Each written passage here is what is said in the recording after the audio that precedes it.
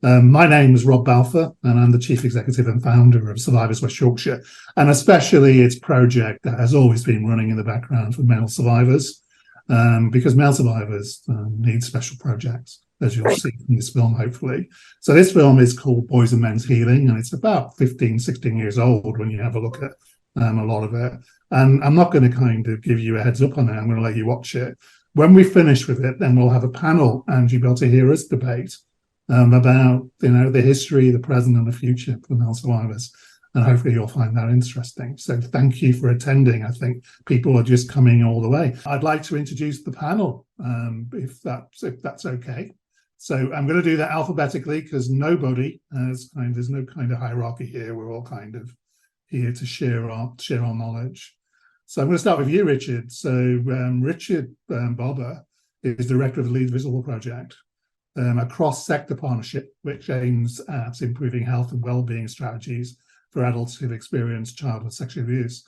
Within this role, he's the trauma-informed lead for the Leeds Community Mental Health Strategy in West Yorkshire.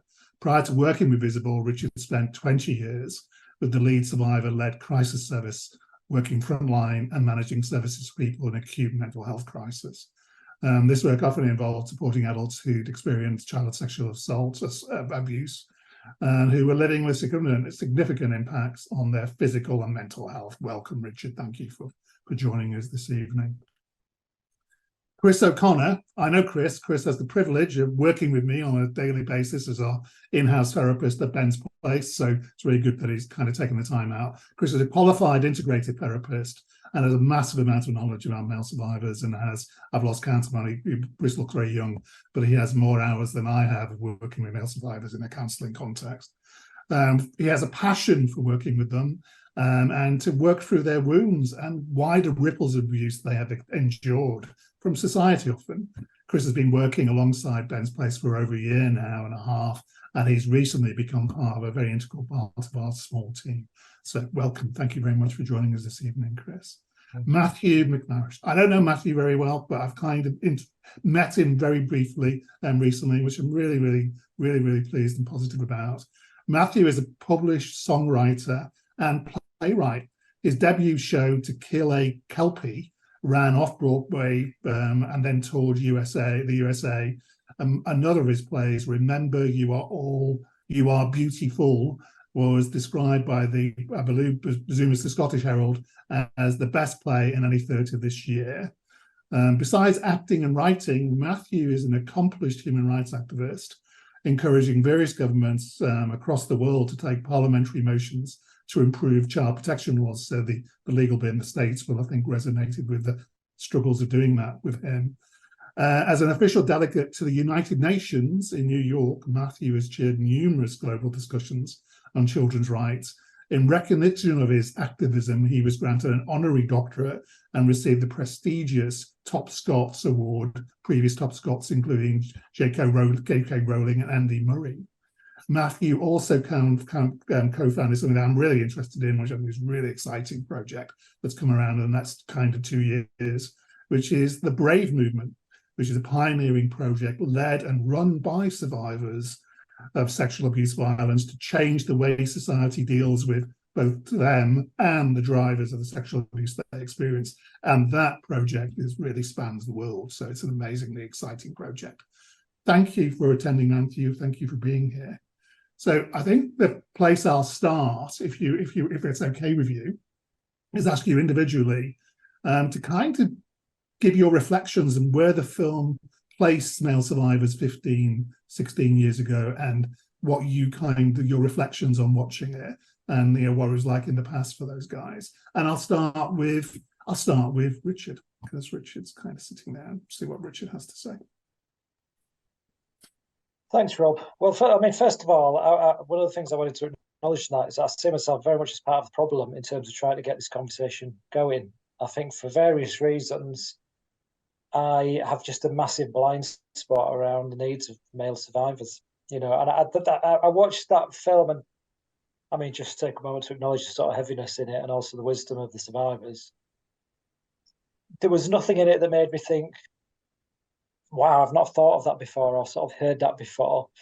But at the same time, you know, when I go into my daily work, I sort of kind of conditioned to think of survivors as women, you know, generally speaking. And I find it a daily struggle to sort of think about the needs of male survivors. And that's one of the reasons why I asked you to be on the Visible Steering Group, because you just bring that perspective so well. And I think it's partly because I worked in a crisis service field for so long, and I did meet male survivors. Most of the people I met that were survivors of child sexual abuse were women. And I have this blind spot against around male survivors, and I also feel having sort of been steeped in, you know, I've been around a lot of women in my life who were victims of male violence, so I have this kind of quite anti-male perspective, which I bring in as well, which gives me lots of blind spots. So as somebody working in the system, it's a real struggle for me to kind of think, we've got to really think about the needs of male survivors, you know. And if you think in the kind of society we live in, if white men aren't getting the needs met, then the system is really messed up. It's really messed up. And there's loads of male survivors, a lot of white male survivors, just not getting the needs met. And we're not even at the start of well, we are at the start of the conversation. We're here now, and there's loads of great work going on. But on a societal level, we're just not getting this. We're not getting this. And I find it, you know, a struggle to get it. And I have to work really hard, as I've said, to think, well, why am I not getting it? And what do we really need to do here? So, you know, reviewing that film and thinking about the needs of male survivors over the last 10, 20 years, it's just like a big sort of vague gap for me, really. You know, I'm just being really honest. I think, well, I'm not seeing it. I know it's there. It's not that I haven't met male survivors and worked with them. And as I said, you know, looking at that film, there's nothing in there that makes me think, wow, I didn't get that. I didn't see that before. But there's something that kind of stops me from really, really kind of grappling with the scale of it, scale of abuse of men, and what needs to be done. That's basically all I can really say on it, really. I think that's a really, really powerful reflection driven by the film, and being very honest, Richard, because, you know, you're kind of being honest about something I think runs through society, about males, of all males who've experienced interpersonal violence of any kind. We're talking particularly about child sexual abuse this evening, but we talk adult. You know, I've been talking to a guy in the last couple of days who was sexually abused, raped by, you know, a male colleague when he was 18 at work. So, you know, it's not just children who are experiencing this as males. So thank you. We'll come back to all of those things, I think, as we kind of work through the panel. I'll go to you, Rick, to Chris, and ask Chris what his kind of reflections, because he hasn't seen the film before, he's not had the opportunity, or he may have, I'm not sure, but he's kind of what his views are.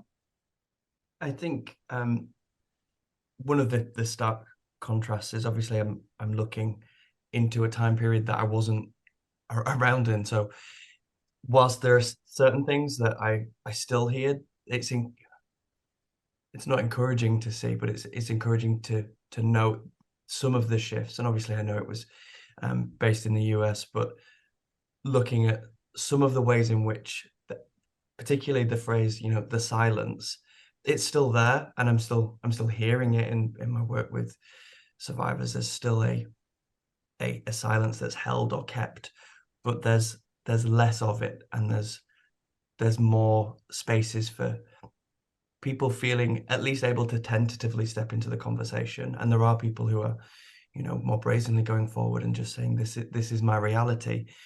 So it doesn't respond to the core of the problem. You know, it's still happening, but we're now in a place where it feels like doors are opening for conversations, and there's still stigma and there's still barriers to get through, but they're being responded to. So for me, there was an element of actually looking at the journey from, I think it's at 2010 at the end, to 2023. It's okay, yeah, there's a way to go, but we are moving. And that was the thing that I really took from it. Yeah, that was really, really, really useful, because I mean, we have moved forward, so it has changed. We wouldn't be having these conversations, and that wouldn't, the technology in 2010 probably wouldn't have lent itself to it very well. But you know, it's really, really good that, you know, the film can resonate. I think it's reflections about it, kind of where we are. So I'll come to you, Matthew, and what's your kind of view of what was your kind of initial reflections having watched the film? I think that what struck me as dated was the language they were using to refer to themselves. And I'm a stickler for definitions, and I think we no longer say child pornography because we recognise that children are not porn stars. And a lot of governments are now actively removing those terminology from their legislation. And this film made, what, 15, nearly 20 years ago, they were talking about what happened to them. And I always say what was done to me, because sexual abuse of children doesn't just happen. The weather, rain happens, but the sexual violence is perpetrated. And the other thing is, I think in the Brave movement at the moment, we're trying to make sure that we iron out these kind of things. We also don't talk about our stories, because I think the word stories has connotations of, first of all, fiction. And it implies some sort of past experience that has a beginning, middle, and end. And for me, there's no end to this for the victim or the survivor. For its recovery is like an ongoing journey. And I continually discover in my daily life how I'm surprised how I'm still impacted by what my uncle did to me as a child, and how that still has an impact in the way I think and the way I see the world. So so those two things kind of jumped out at me. But of course, it was in the UK at that time. This was before the Jimmy Savile situation and before the Catholic Church had really been called to answer for what they were doing. And I think what I've witnessed since that film was made in the UK, certainly, is that when the Savile scandal happened, it made child sexual violence something that you could talk about in staff rooms if you worked in Morrison's. Whereas prior to that, it would freeze the room if you mentioned it. It kind of made it something that could be discussed in a way that hadn't been prior to that. I think I'm sure in the past you couldn't say cancer without everyone freezing, and now today we have football players wearing pink to support breast cancer, and it's something we can talk about as an evil in society that we deal with. Whereas I think what's happened since that film was made in the UK, certainly, is that we can now begin to talk about these things without people panicking. I think you identify a massive shift. You also identify, I think, something that I smile about, really, because when you're talking about stories and words, and I think it was done to you. It never did. I use it all the time. It didn't happen to you. It was done to you. Stories is a really interesting word, and some people I use stories because I'm kind of interested in the psychology of story. But yeah, it does have the effect sometimes of kind of telling the audience, the people, who are kind of in charge of systems, that this is a story. It's not a lived kind of experience. And I think so we need to think very carefully about the way we use language, but it's a really, really important conversation about the power of words and the way they feed social representations of who we are, and the way you kind of almost have to meet, in my personal experience, and we'll talk about this, the confirmation bias is what psychologists call it. People automatically expect you to be one thing because you disclose as a survivor. And every survivor I've ever met, male and female, is uniquely different. They all have a common experience in relation to an abusive experience, and it has its own context, but they are unique human beings. They might present with similar traits of kind of acting out and surviving, but they're unique in that combination.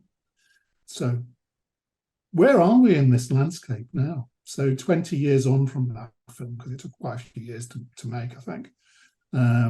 Where are we? Where do you see the landscape that we're facing in trying to change the world for male survivors in particular? And how do you see that aligning with allyship, for instance, with female services?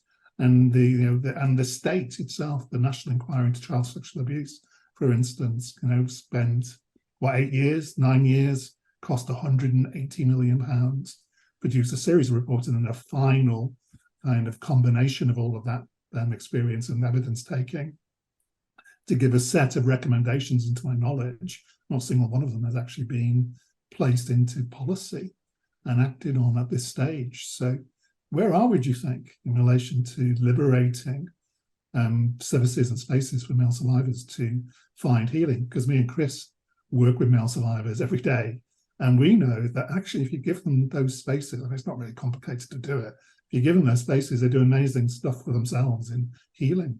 So let me come to Richard again and ask Richard, because you work frontline, Richard. People don't realise what Leeds survival-led crisis service actually was. I mean, you were dealing with people on the edge of their own existence sometimes because they were ready to kind of end themselves. So what's your take on where we are? And I know it's difficult because you have to kind of frame it. What do you see as the landscape for kind of survivors generally, but actually for male survivors in that mix? Well, I think the biggest leap and the biggest aspect that's relevant right now is the just development of a trauma-informed culture. And in fact, talking about trauma-informed approaches, trauma-informed practice, trauma-informed care, however you want to phrase it, that as a movement and as an idea is really gaining traction and momentum now. I know people have been talking about it for a long time. One of the sort of great texts about it was written by Judy Furman back in 92 or 93. So it's been around, but it's never really got any traction. And now it really is building momentum. And I am still almost on a daily basis shocked by what the community mental health system leads is actually kind of waving through, things which 5 years ago I would have been shouting about and, feeling like I'm hitting a brick wall, and now like, oh yeah, definitely, let's have a bit more of that. So we're seeing, I mean, as I've said this to you, I think the foundations have been laid for a culture, a working culture in terms of services and institutions and systems, which is paving the way for services which are actually genuinely fit for purpose for trauma survivors, and within that, male survivors. I think there's a bit more complicated and sort of need to come to that. But in terms of creating the grounds where people can feel psychologically safe to disclose, to say, this is my truth, this is what happened to me, this was done to me. You see, already I'm slipping into that kind of language as well. We need to get a little bit further along and really think about that language. At the minute we're saying we want to create safe spaces for people to say, this is what happened to me, this is my truth. We need to move that along a little bit. But even that feels like definite progress, to think about, okay, I'm going to have this, consultation or appointment, referral meeting with somebody. Is the physical building actually feel safe for this person? Is it an area of the city that actually feels safe for this person? Do I feel safe for this person? And I have to reflect on this as somebody who identifies and presents as a man. There's a level of safety for a woman that's not being abused. Also, if a man comes in who's being abused by a man, am I safe? And to be creating a culture where workers actually think, maybe I'm bringing something into the space that's going to be really difficult for this person. And if I don't own that and work with it first up, nothing's getting done. And they might actually be harmed. And I know I've psychologically harmed people through not fully owning that and respecting it and working with it and finding ways through it that feel safe. So to be sitting here and thinking that, wow, we're trying to create physical environments and relationships that feel psychologically safe for people. And, I've had whole teams of clinical psychologists saying, you know what, we're really scared of people disclosing to us, we don't know what to do. And for people to actually be accepting that and thinking we need to do something about it does feel like definite progress. So I feel like we're getting to a place where we can actually start to really figure this stuff out now. But it's going to take quite a few years for workers to really get their head around that and almost give themselves permission to feel vulnerable in the work and to own their power, because everybody feels like these benevolent helpers, and they're not exactly that. Even if that's how they feel and what they're trying to do, they're causing harm. And I know because I've caused harm. So within that, I think when we talk about male survivors, I think it's kind of complicated and simple at the same time. I mean, I've spoken to you, and you've said, and it was mentioned in that film, you just need to make places safe for men to come up and speak their, tell their experiences and what has been done to them. And it is really as simple as that. And I kind of keep coming back to that. And that really aligns with the trauma-informed kind of movement, because it is about creating psychologically safe spaces. I think there's a much wider conversation about, well, how you actually get men to a point where they can think about it, in terms, against a backdrop of very patriarchal, male-orientated kind of perspectives. Often don't give men that permission to feel vulnerable. And I think and again, I'm taking this from you because this is something you've directly said to me. I think that what needs to happen is the conversation needs to be with the community now. I mean, I'm speaking to professionals all the time. It needs to be done. They're the people who the gatekeep. They've got the power to change services. They need to wrap their heads around this. But at the same time, a much more powerful and direct conversation needs to be with the community of survivors to say, what do you need? What do you need? What can we do? And you know what? Get on with it. Talk about things, make that kind of safety and so on. And just make people aware that actually this is this is an okay thing to talk about, because the scale of child sexual abuse is so monumental and people just can't wrap their heads around the scale of it. It is an industrial scale. And the amount of child sexual abuse material that's around now is really demonstrating that. You can't argue against it now. So I'm rambling, but I think we're getting there. I think this progress is being made, and I think the time is right to really try and crack this now. I don't think you're rambling at all, Richard. And I think many of the themes that you've just kind of mapped out there are really, really important to understand at this moment in time, because we're pivoting into a new conversation, I believe. And some of it with the community is going to be interesting. And I think that's why we did the Tuesday workshop, which was about creativity, because I think that's the pathway into conversations with the community, is to use creativity, because you can take the lived experience of human beings, because that's what we are, human beings who have experienced those very dysfunctional other human beings that committed crimes against sort of male survivors in this context, and female survivors.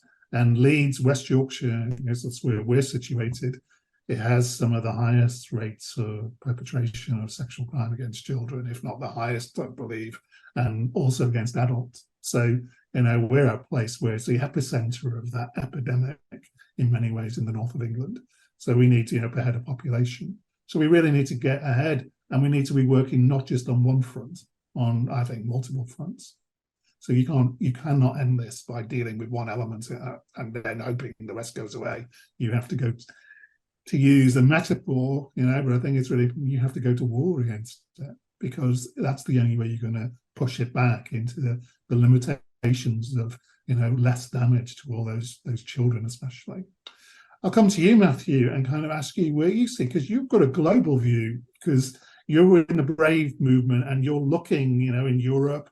I'm involved in some. I find it hard to get to the meetings because I'm working during the day. But I know the European movement that's happening and some of the stuff that's going on, and I know there's an international global conversation about some of the big tech companies and the way they refuse to kind of deal with image retention on their global kind of data recording system, data collection system, whatever, AI cloud. Let's talk about the AI cloud. So how do you see it? You're right. Like with the Brave movement, to explain, we began with 15 survivor advocates from around the world, and we received a seed funding of $10 million to start a global advocacy movement, survivor-led movement to end childhood sexual violence. We have 3 pillars, which is prevention, healing, and justice. So if you can imagine trying to end childhood sexual violence globally, when you get boots on the ground, it's a very different conversation. So the conversation that we're having here in the UK is literally years ahead of the conversation that we're having in other parts of, say, Africa or the Middle East. There's literally places in the world where it's not yet illegal to sexually assault a child, because they've not got to the point of actually legislating for interpersonal violence. So it's, in a way, it's incredible that we're able to have the conversation we're having at the point we're at. And to look back, in the film that we just saw, that he did talk about how it was difficult as a male survivor to disclose abuse because the assumption was that he was either a gay or a perpetrator. And I think in the UK, because we've had such advancements in LGBT equality, those subtle and nuanced conversations are easier to have here than other parts of the world, certainly. And I did find that in some Eastern European countries, on a project that I did, I became the first male survivor to speak publicly about having been sexually abused. And in those territories, there is a real kind of staunch homophobia. They promote a fear of LGBT, And what I witnessed was that the more you create a fear of LGBT, it kind of incubates the silence of the boys abused by men and the girls abused by women. Because if you grow up somewhere the worst thing you can be is gay, then you're never going to tell anyone that you've had sexual contact with someone of the same sex. I think, like, from a UK point of view, it's nice that we're the first country to pass the online safety legislation. The Brave movement is working really hard within the EU to make sure the EU online safety regulation passes. But again, other parts of the world, it's not really the online issue as much, because the majority of the population doesn't even have smartphones. So that's not what they're worrying about. They're worrying about things like child marriage, which is kind of legal child prostitution in a sense. So yeah, so it's, where are we now? I think it's strange to say that we're in quite a good place in the UK from the perspective I take on it, that we're in a good place. For the Brave movement in the UK, healing, prevention and justice, we do have healing services like like you guys represent. They do exist. They are sophisticated, they are specialized, they're mostly free, and they are across the country. Now obviously they're not, there needs to be more investment in that, but it does exist in a way that I can tell you, even within the EU, like in Bulgaria and other kind of southern countries, these level of services don't exist for men at all. So I remember when I was in Latvia and I spoke to a service there, and they said, "Oh, a man once called here, and they'd been established for 8 years, and they knew of one man who'd once called." So what's happening for the rest of them? But I think for me, like, when we understand the scale, as you talked about, Richard, like the scale, Europe, they say 1 in 5 people in the UK, in Europe will suffer sexual violence before age 18. And if you flip that on its head, that means 4 out of 5 people really don't get what the fuss is about. That's the majority of the population really don't get it, and why this isn't so important. And my husband's actually from Leeds. He's not a survivor, and I think trying to sometimes explain to him the complexities of what I'm struggling with is difficult. And I think that's where we are now, is trying to educate the rest of the public about why this is important. But we just lost Rob. Yeah, I think we have just lost him. Yeah. Well, do you want to take it then, Chris? Take it from there. I'll carry on from there, and hopefully you'll join us again. I think the thing that I feel quite positive about is, you were touching on it earlier, Matthew, with the change in society. So things like, at Savile, we have a lot more celebrities, performers, people in sport, people in academia that are coming forward. And so for me, I'm feeling a societal shift, specifically with age. So I know, like, a lot of the literature, when I was kind of doing my research, there's a big delay to disclosure, specifically for men. But, working in Ben's place, and, I'm assuming or hoping it's wider reaching than just West Yorkshire. There's a lot of contact coming from universities, and kind of students opening up. I also work in a college and hearing a lot of disclosures in that environment as well. So there's a shift that feels to be present within kind of the younger generation, of an ability to really have these conversations, and to not feel identity is ground up in what was done to them.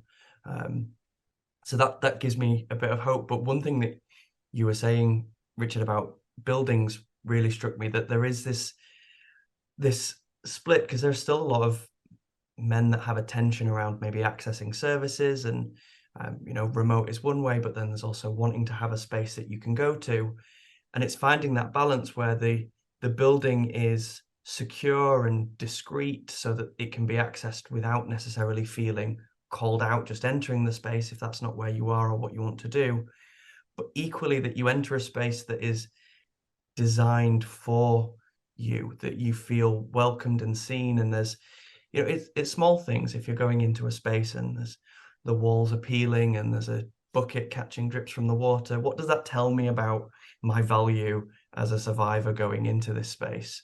That we can only use these dilapidated spaces. I don't deserve the fancy all glass building that's over there.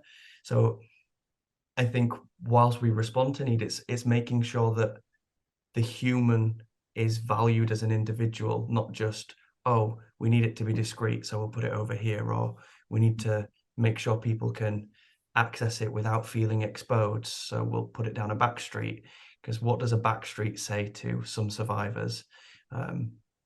But then equally, you know, the opposite, you know, there's going to be some people that don't want the big banner that's out there saying this is a survivor service, because that's maybe not how they want to be seen. They want to be seen as, you know, insert name here. I am this individual. I'm more than what was done to me at this particular moment in my life.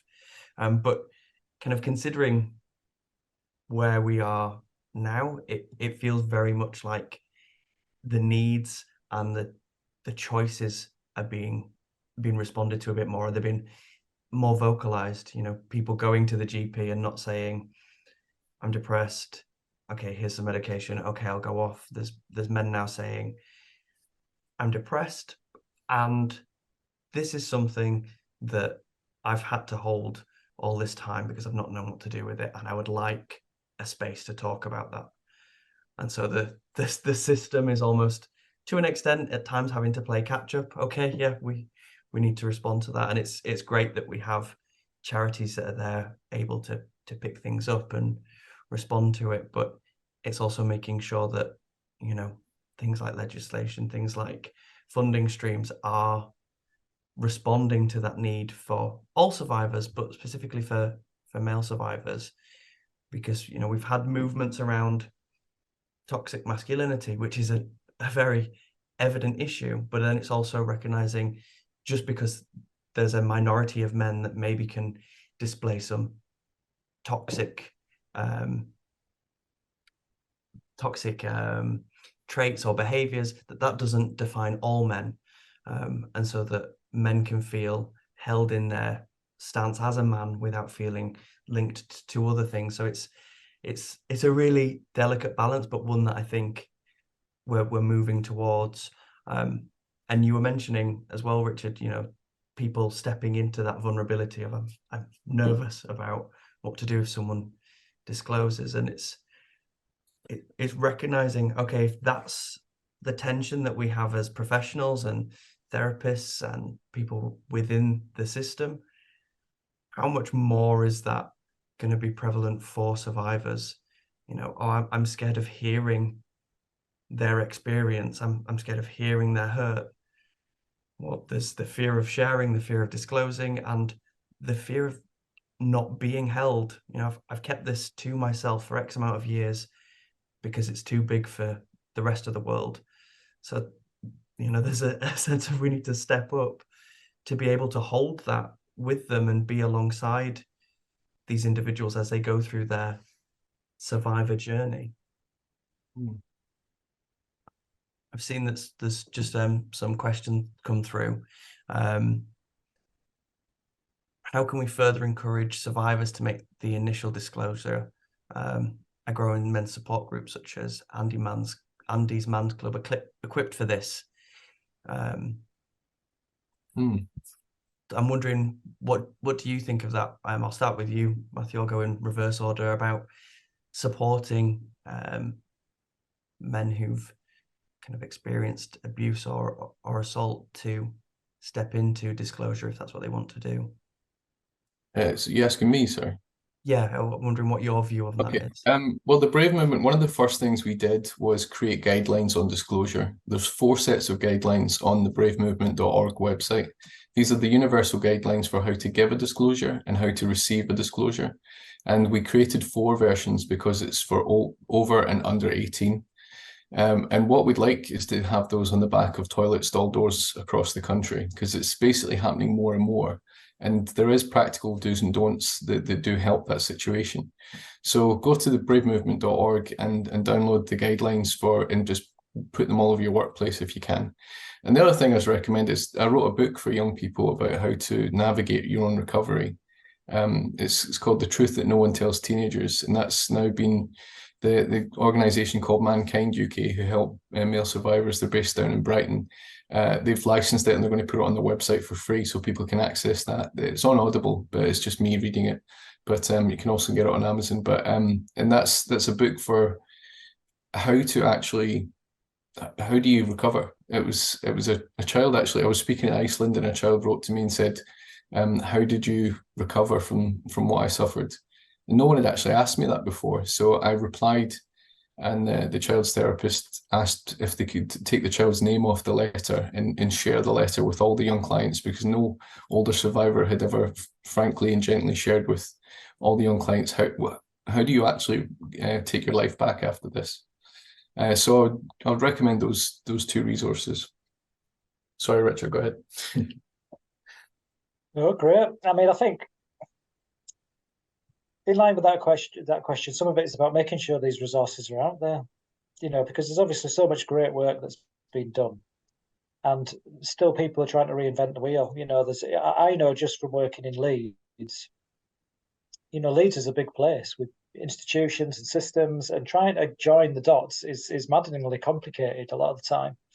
So trying to join it up nationally and internationally is a really important job, because there's so many pockets and not just pockets, like big factors, people doing really good work. So I think it's partly about widening that out, making sure people have got the information they need, and within that, just creating the grounds that, as a society, we can have this conversation.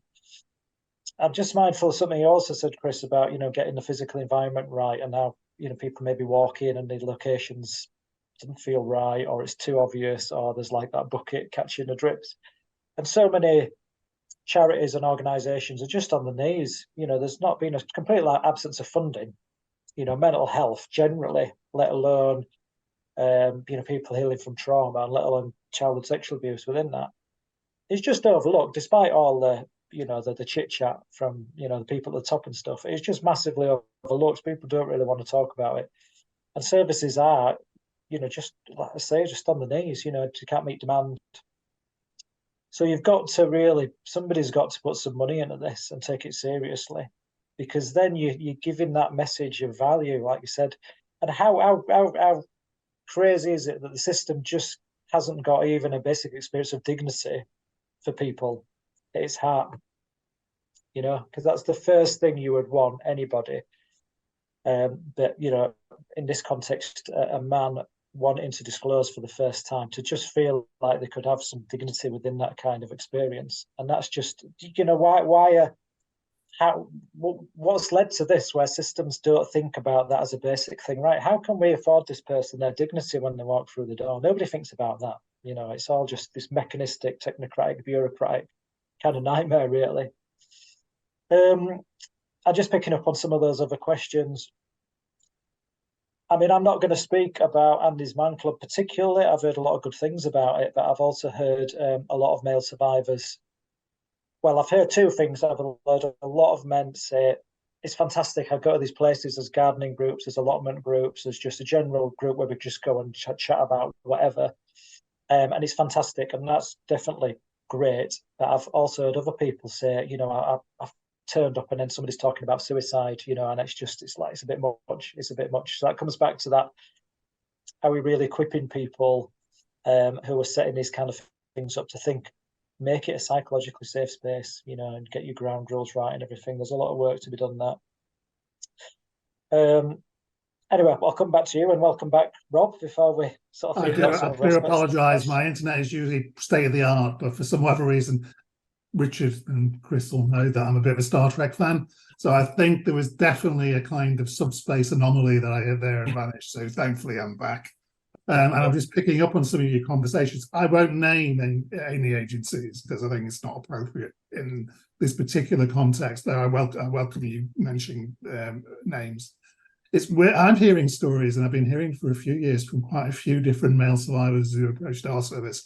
They've gone to kind of the emergence of these male grouping kind of peer support systems, and they are not triaged, they're not assessed. The people are just entering spaces, and then they're just talking about whatever they need to talk about. That's a good thing, because we need to reduce suicides of men and increasingly women as well. But we really need to be very careful about safety.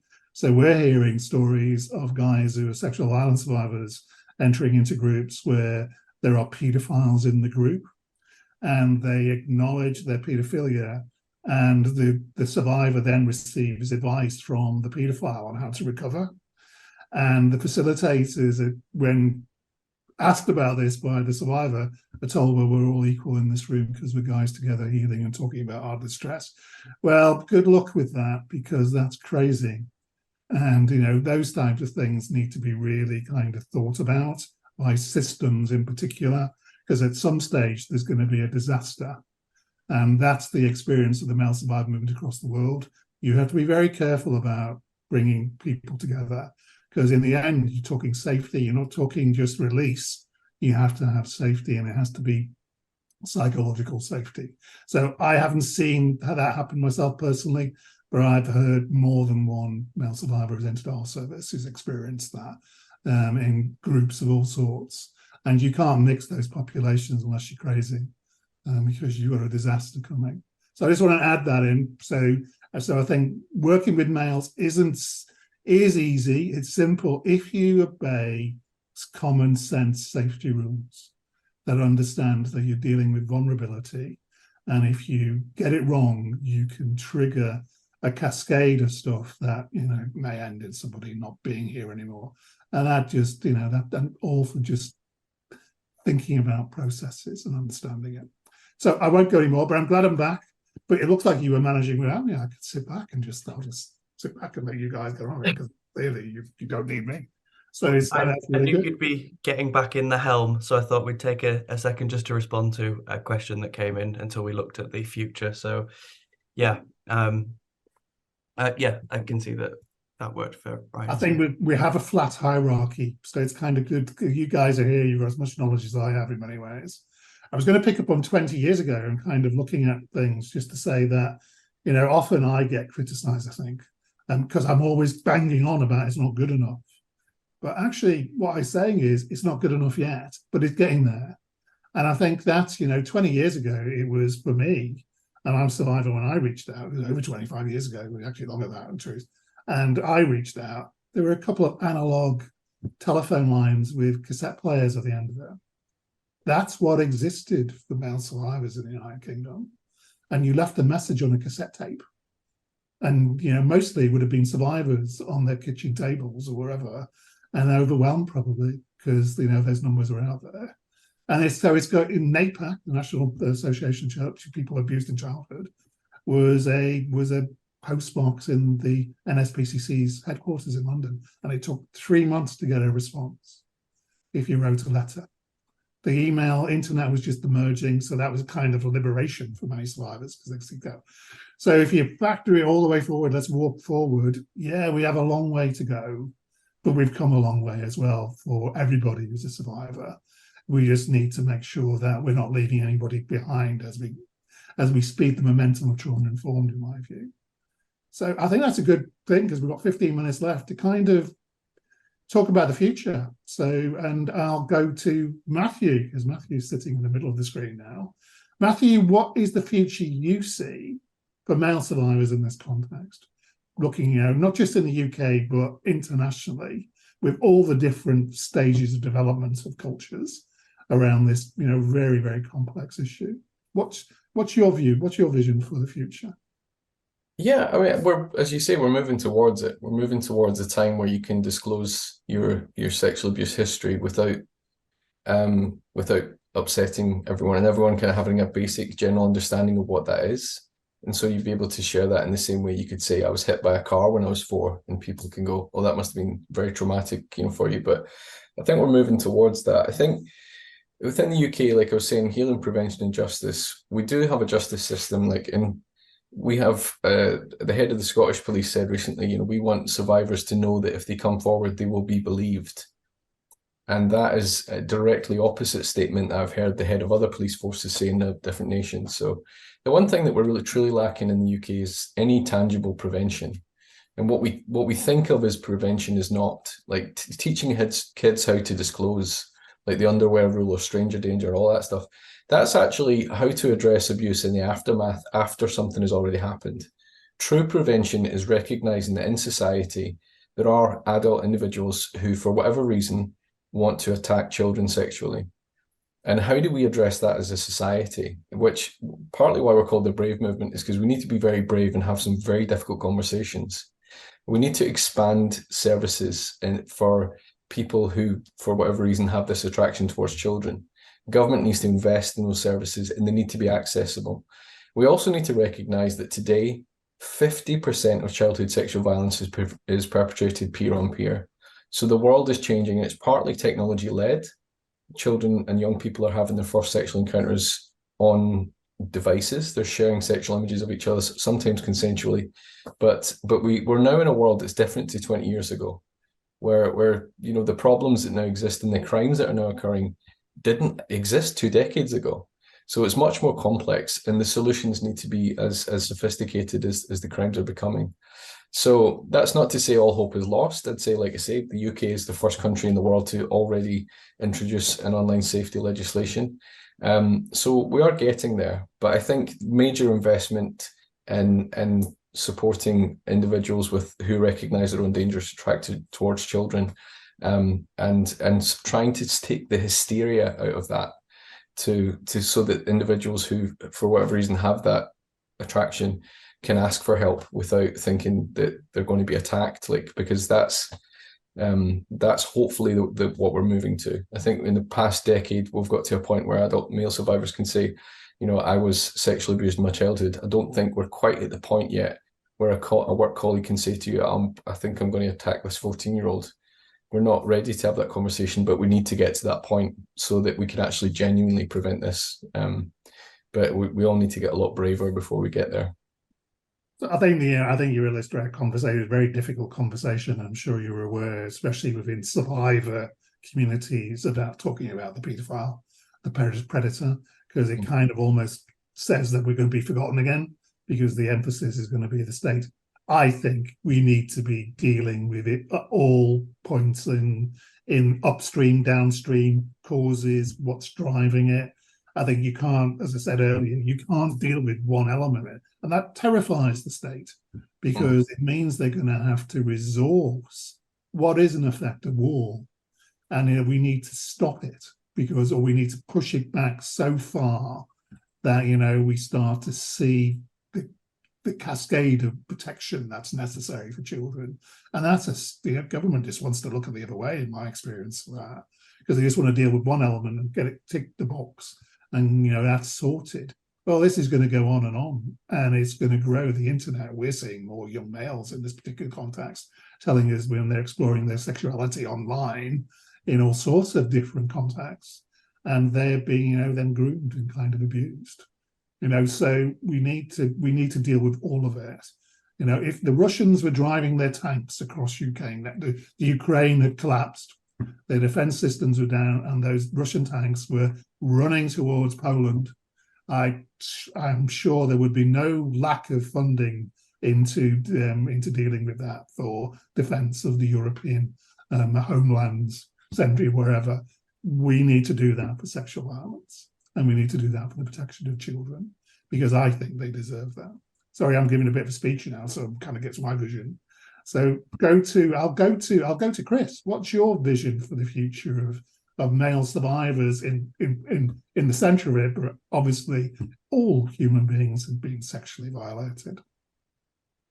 I think it's one of those where on different days I'll have different lenses that I might be looking through, and the lens that I'm holding at the moment is about the individual, the one person in the room, whether it's virtual or physical, seeking support. That as we do start having these wider conversations, we maybe, we know prevalence rates go up as we get more disclosures, and we can say, oh, this is the real statistic of male survivors, or closer to that doesn't result in individuals potentially feeling like, because it's still going to feel like a momentous trauma, and it is a momentous trauma, a momentous impact on their lives, that is still honored and respected. It's not a fear, but that as services seek to respond, is there going to be a push maybe from the system or from the state to, it needs to only be this many sessions, or we're going to follow this model. And we know that recovery from sexual violence isn't one, mentioned earlier. I think it's Matthew that said we don't have a start, middle, and end, and then boom, you're done. It ripples on throughout life, and there are times when it might need responding to again. And so for that reason, it's ensuring that as we do respond to the need and we do move forward, that the capacity for support is one which isn't held back by, we need to keep costs down, we need to just offer 6 sessions and say you're a healed survivor now, off you go. So that each individual is given the time and space to process what was done to them, to process the impact on their life, to go through a grieving process, really. This is what was lost in that period from abuse to now. This is the ways in which I've had to adapt and treat my surroundings differently. So yeah, for me at the moment, my lens is very much, how does each individual in the future receive the level of support that, I guess, for example, at Ben's Place, Mankind Survivors UK, We Are Survivors are trying to offer that holistic package of care. How do we ensure that stays central to the care moving forwards?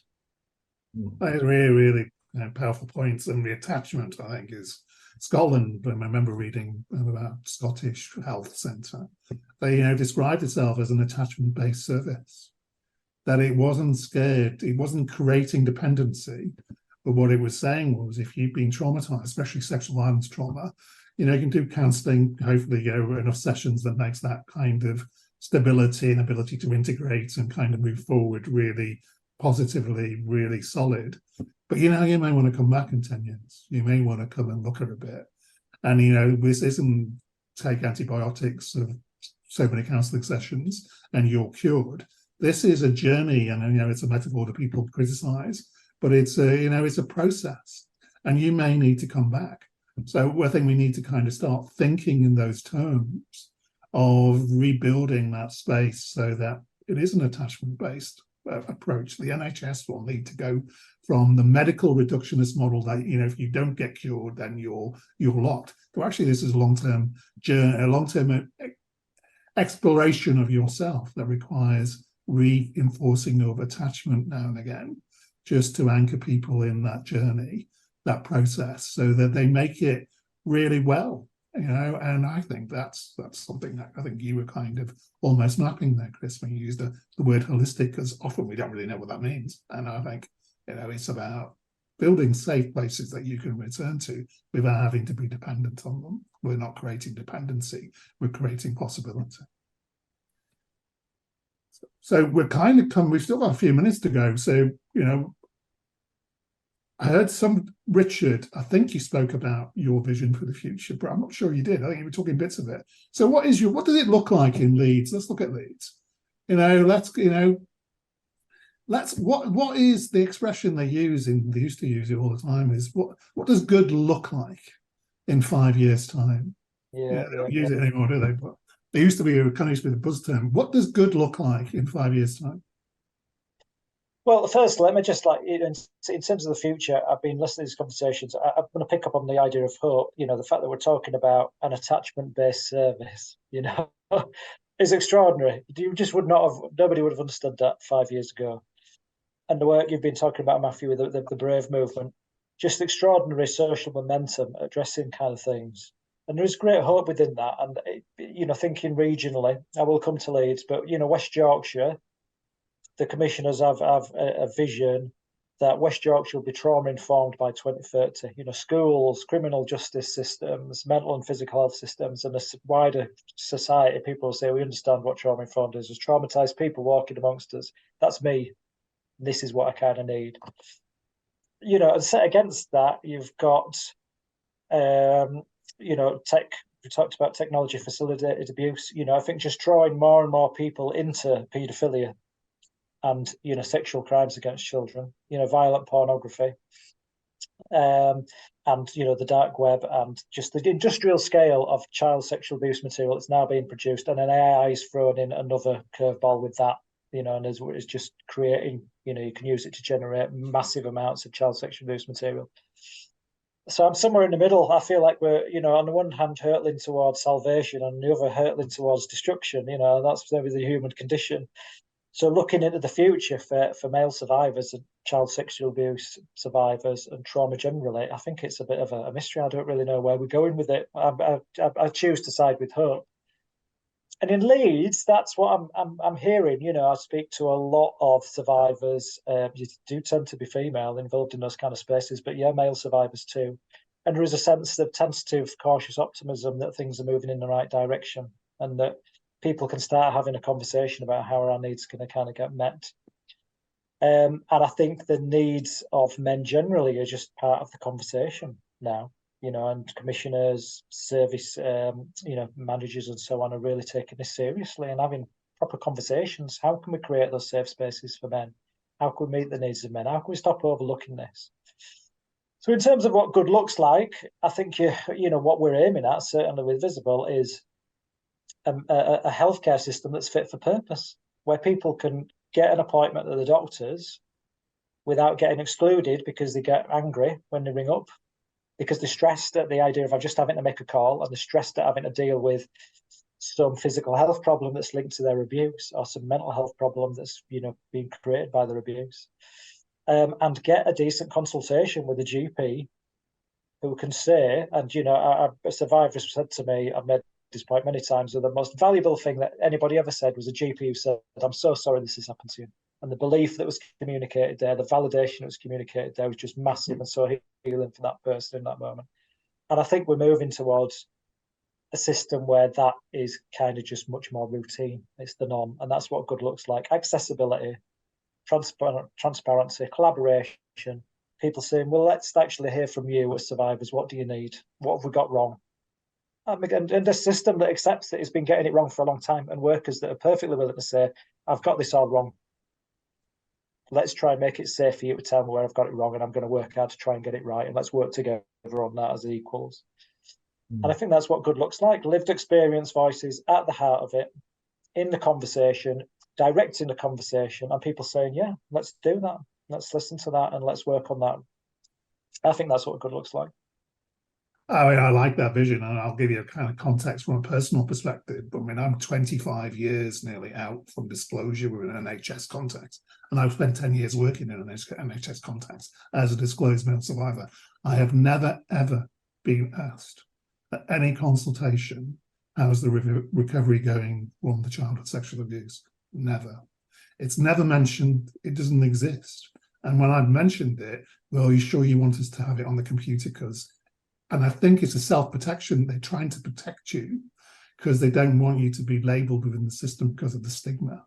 That's the journey the system is on, is that as male survivor, and I'm sure there's many female survivors of some of the podcasts that are being done on your website, for instance, to reinforce that, never being asked about it. It's like the silence just sits in the space as if we'll just move that aside, it doesn't matter. And of course, it's pivotal to all the health things you have. So your vision, I like your vision. I actually watch it I watch Leeds, as you know, and I kind of see it happening as well. I know some of the individuals are involved at the highest level because I see them in other places. And, they generally want to move it forward. There's a genuine empathy for the change and to go to attachment. I think that's really good. So we're coming towards the end. We have a couple of minutes. So I'm going to open it up to the three of you. And is there any last things you want to say about the future and the vision of it all? A kind of message to male survivors who might be sitting watching this, and to other people. What I always say is, my vision is this is getting better. And these conversations show that it's getting better, because the system doesn't see these conversations because it only has the conversation. It brings someone into a room and it's kind of got its own agenda often. These conversations take place around the table, we know, with lots of us in all sorts of places. And I think people don't get to hear us talk about it. So what is and I'm glad that's happening, I need more of it. What is your vision? And I'll let you, whoever wants to go first, do that. I'll just jump in and just to acknowledge that there's just another question there about in the US, apparently some states are trying to normalise and pivot towards going up from paedophiles to minor attracted people, which I kind of think feeds into my idea that well, not idea, but sort of sense that there's so much great work going on and there's so much regressive, damaging work going on as well, and we're getting pulled in those different directions. I suppose my message to male survivors would be that I think that conversation is coming into focus, and what was once completely invisible and underground is being talked about. And I get that that is going to be deeply uncomfortable and potentially re-traumatizing for people if that conversation's handled badly. But we need to have that conversation. We need to bring this stuff into the light, and I think that is happening, and that brings with it hope. And all I can say is I sort of choose to side with hope, and I hope that male survivors can as well. I know that's hope's difficult. I mean, many people might not know what the wording really is. I've seen the message. You know, maybe people I remember. So paedophile actually means lover of children. It's a kind of completely ridiculous kind of use of the language word. So, you know, pedoscale, I think, means hater of children. And I think that's the way you have to, they're hater themselves. So I think words, and you always get that kind of false memory stuff was around for many years, and then you go, well, let's destigmatize the paedophile. So there'll be, well, I mean, I kind of understand where the logic might be in some of that, but actually that's kind of just, it doesn't help to move it forward, I don't think. So who else? I guess my message would be just for a wide reach, for the words of you're not alone, or you don't have to be alone. And your experience, your hurt can be held, and it can be heard. So it doesn't have to be something that you keep inside and keep hold of. It's not who you are. It was something that was done to you, and there are spaces now, virtually, physically, where you can go and safely share and explore everything that's come as a consequence of that. So yeah, really the message of you're not alone, and or you don't have to be alone. Last word to you, Matthew. Yeah, I think with our work, the Brave movement is focused on ending childhood sexual violence globally, and to the average person on the street, that seems like an inconceivable task. And how can they possibly be part of that? What can they do? And I say it's very simple. This problem has existed in silence, so everyone can be the change. If you have children, before they go to bed tonight, look them in the eye and say, do you know there's nothing you can't talk to me about? And even if you're 80 and your kids are in their 60s, start the conversation, create a culture in your home where there's nothing that can't be discussed. And we will be the generation who change the world and end childhood sexual violence. And everyone can do that. I love that. And that's a really, really powerful way to end all this, I think. Hope, and we just don't stop doing what we're doing, just keep going. And on that note, we've slightly run over, so the tech will be kind of we will be giving a shouting, but I want to say thank you to everybody and who stayed with us through this. The recording will be made publicly available. Thank you. It's a really powerful conversation. We've had 3 of them now this week. We intend to look in the future at expanding these type of conversations, and I think other people should do it as well, because I think they're really, really important.